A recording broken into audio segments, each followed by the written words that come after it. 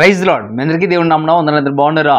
ఈరోజు ఉదయకాల సమయంలో దేవునితో మాట్లాడుతున్న మాట, దేవుని యొక్క వాగ్దానాన్ని మనం ధ్యానం చేద్దాం. చూడండి, సామెతల గ్రంథం 24వ అధ్యాయం 16వ వచనంలో ఈ రీతిగా రాయబడతా ఉంది. ఆపత్కాలమునందు భక్తిహీనులు కూలుదురు. ఆపత్కాలమునందు భక్తిహీనులు కోలుతారు, కానీ భక్తి కలిగిన వాళ్ళు మాత్రం నిలబడతారు. ఆపద వచ్చినప్పుడు, ఇబ్బంది కలిగినప్పుడు భక్తిహీనులు కూలిపోతారట, కానీ దేవుడిని నమ్మి భక్తి చేసేవారు మాత్రం నిలబడతారు, కదలక నిత్యము నిలబడతారు. ఎందుకు ఈ మాట దేవుడి ఉదయకాల సమయంలో స్పష్టంగా నీతో మాట్లాడుతూ ఉన్నాడంటే, ఆపద నీ జీవితంలో వస్తూ ఉంది, ఎన్నో ఇబ్బందులు నీ జీవితంలో కలుగుతూ ఉన్నాయి.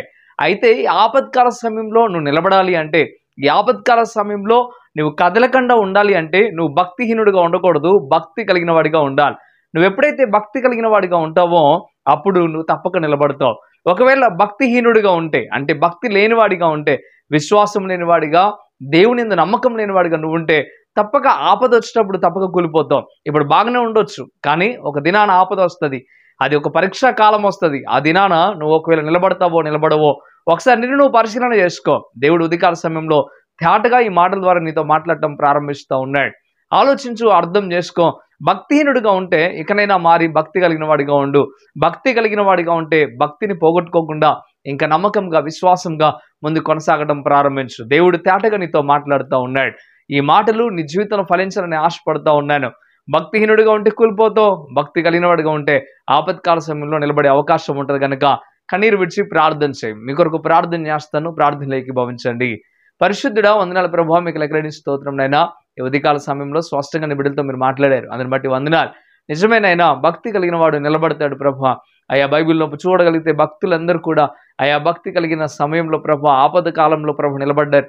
దానియేలు సింహాల బోను నుండి రక్షించబడ్డాడు. షడ్రకు, మేషకు, అబేద్గోలు ప్రభువా అగ్నిగుండం నుండి రక్షించబడ్డారు. ప్రతి ఒక్క పరిస్థితిలో నుండి ప్రతి ఒక్క భక్తుడినైనా రక్షించబడి ఉన్నారు ప్రభువా. అయా మేము కూడా భక్తిహీనులుగా ఉండక భక్తి కలిగిన వారిగా ఉండాలని ఆశతో, వాంఛతో ప్రభువా ఈ ఉదయకాల సమయంలో తేటగా మీరు మాతో మాట్లాడారు. ఈ మాటలు మా అందరి జీవితాల్లో ఫలింపు దయచేయమని యేసయ్య నామములో మిక్కిలి బతిమలాడి పెట్టుకుంటున్నాం తండ్రి. ఆమేన్, ఆమేన్. ప్రియమైన బిడ్డలారా, ఈ వాగ్దానం ద్వారా దేవుడు మీతో మాట్లాడినట్లయితే తప్పక వీడియోని లైక్ చేయండి, అనేకులకు షేర్ చేయండి. ఈ మాటలు మీ జీవితాల్లో ఉపయోగకరంగా ఉండినట్లయితే ఇంకొంతమందికి షేర్ చేయండి. ఇంతవరకు కృపా TV India YouTube channel subscribe చేసుకోకపోతే ఇకనైనా మీరు సబ్స్క్రైబ్ చేయండి. ఈ మాటలు దేవుడు దీవించి ఆశీర్వదించును గాక. ఆమేన్. God bless you.